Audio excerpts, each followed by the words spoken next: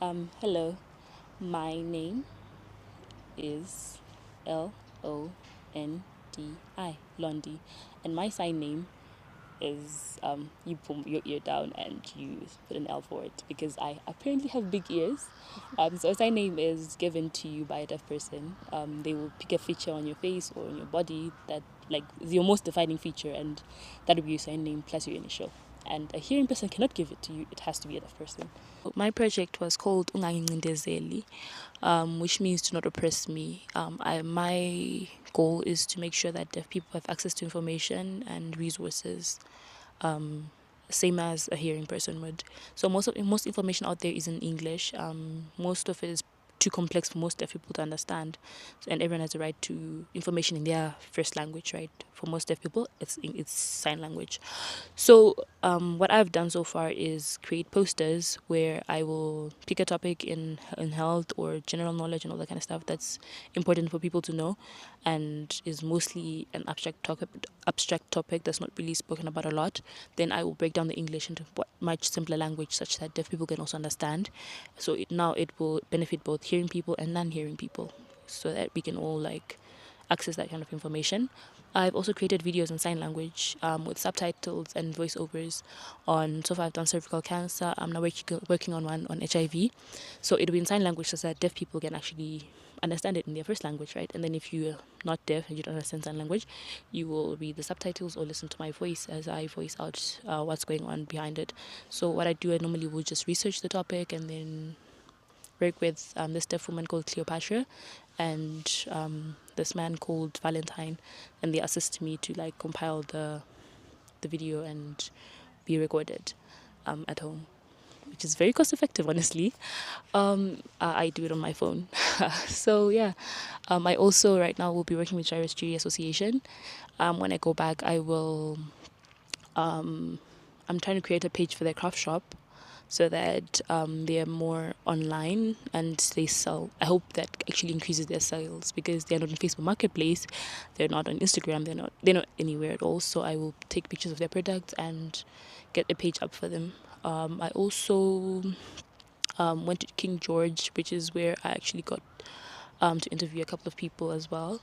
What I hope to achieve in all this, I want to have created a book of resources for deaf people and people with disabilities. I also want to speak more on disability as a whole, in as much as my project's about deaf people, but inclusion, I think, runs deeper than just one disability. So on my pages, sometimes I'll put something up about cerebral palsy or albinism or something of the sort. My project mainly focused on the youth because I realized that the youth are the ones who are not getting enough access to Shangani culture. So right now I'm building a mobile app, and the mobile app is there for youth and also for older people. So the mobile app has two main sections, the archive part and the trending part. So the archive part contains most of the stuff about Shangani culture, history and background, music and attires. And then the trending part will also contain content about Shangan culture, but it will be in the style for like the younger generation. So so far I am almost done with the app. I I have a functional prototype where you can log in either as a creator, as a standard user, and I myself am the administrator. So on the app, I can now add content, and I'm now working on finishing the app so that I can start adding content onto it and then deploy it. Loved Media Trust documents Shangani culture and traditions. So I've been working with them, and we've been going to places like rural places like Mhlanguleni, and we've been recording videos. We've been of older people, of chiefs, telling us about Shangan culture. Some of the older people were telling us folk tales, and we have all that content. So, and also other people were talking about, there's a video of another guy talking about trees that can heal people. So this is all how we collected all the information about Shangani culture. We were so excited because it was like complementing what we were doing, promoting digital intangible cultural heritage. So we felt like we need to partner with him because he's creating a platform which can make sure that we tell more stories, we document, we continue the documentation of cultural heritage for the minority ethnic groups like the Shangani culture. I can say I've learned that throughout this whole project, I've learned that Shangan culture, Shangan music doesn't change a lot. Shangan music that was done by older people, Shangan music done by the people in the 90s, and Shangan music being done by the young generations. It's a similar structure. It's different a little bit, but it doesn't change a lot. So, Capstone project is about finding book donations to help start a library at Rusape prison. I noticed that there was recidivism. Inmates were coming out of prison and going back soon after release. And I was investigating the possible causes and what I can do for people who are in the prison. So after my research, I discovered that one thing that I could do was set up a book drive to help people donate books. So I've been doing this with the help of Post, which is an organization that works under Prison Fellowship International. And they have been helping me to enter the prison because they're already well established and they know their way around the prison. They've been giving valuable information, and I hope that in the future, if all goes well and books are donated frequently, we can help establish a book drive and a library that is functioning. And we hope that this spreads to other prisons in Zimbabwe and people get more access to information. The censorship process which censors books that enter the prison. However, it is also okay if people can donate any kind of book because the remainder of the books will be given out to the children of the inmates, and hopefully the whole community can benefit from this. Basa ratinoita nderekuti tinoita maprograms ekubatsira vasungwa kuti vakwanise kubatsirika pamweya yavo yatinoti prison evangelism. Tichandisa program inonzi TPJ, the prisoners journey. Beside that, tinobatsira futi vasungwa vana vavo school fees through organization partner inonzi the Promise Path.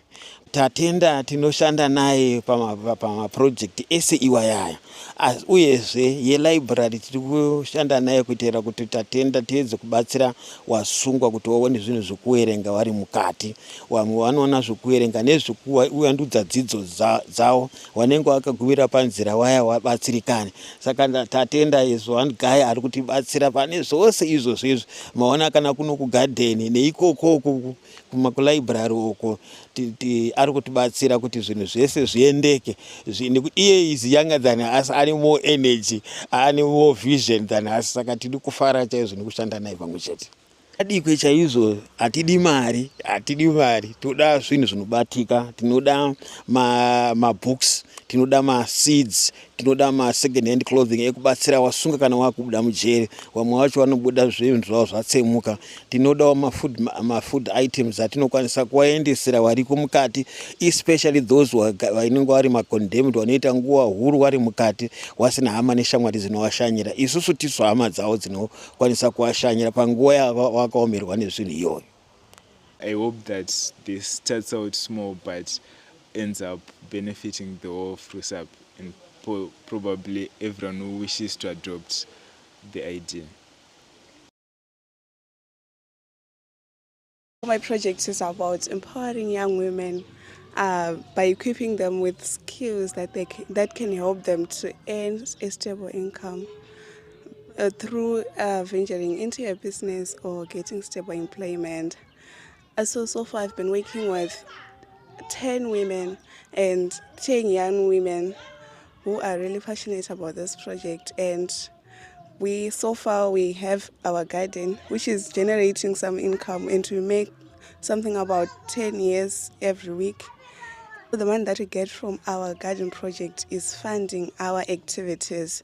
We have learned how to make samosas, pies, and cakes, and we are looking more into other business opportunities that they can venture into. Also, we have been learning how to braid hair.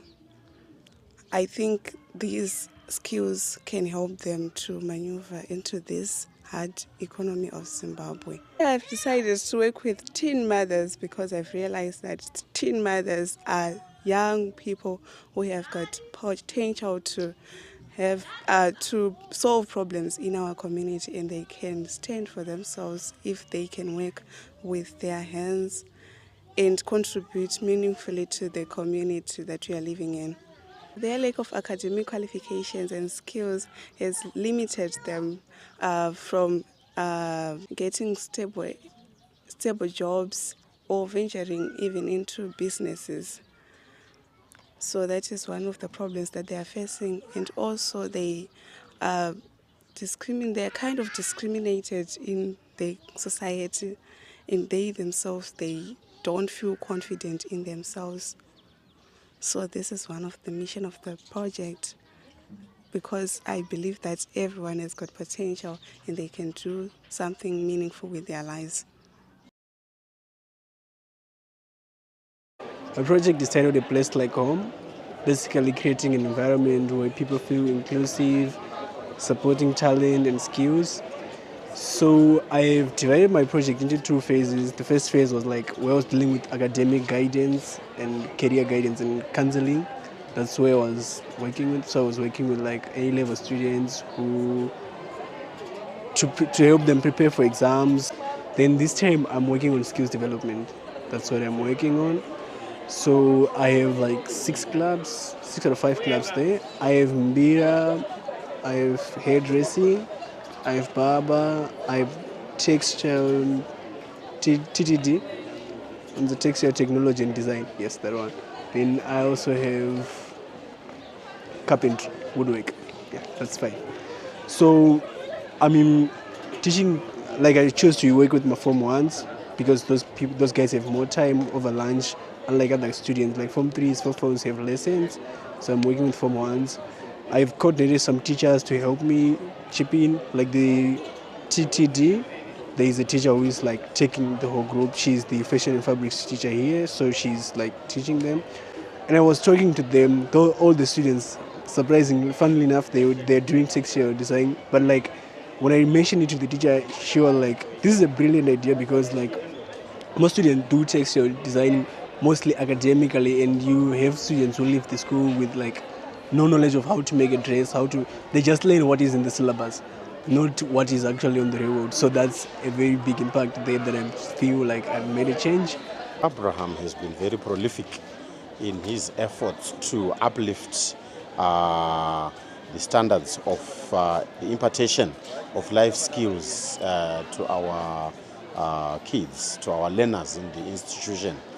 He has been coming, and sometimes time will be very scarce, particularly on a timetable. We don't have time scheduled for his activities, but we have to squeeze him in because he has been very relentless, and we have actually found out that our kids are going to learn a lot. He has been doing registrations to do with various projects. He has been doing the agriculture projects. He's been doing the barber projects. He's been doing the oral part, like psyching them up after registration. And even the headmaster has had a buy-in to an extent that even if he leaves when his time is up, I think there is sustainability because there is a very strong buy-in from the head of station and some of us, like being the HOD, guidance and counseling. So our kids are learning quite a lot, not only life skills in terms of projects, but even the the intrinsic part of maybe reasoning and maybe choice of what is right and what is wrong, and even issues to do with drug abuse, he has been also indicating, something very positive towards our children. And particularly the Form 1s, I would single them out as the most responsive group in the school. And whenever he comes, he generates a lot of interest amongst them, even the topics that he deals with as he engages them. So the impact I'm making basically is to try to help students with long life survival skills that can help them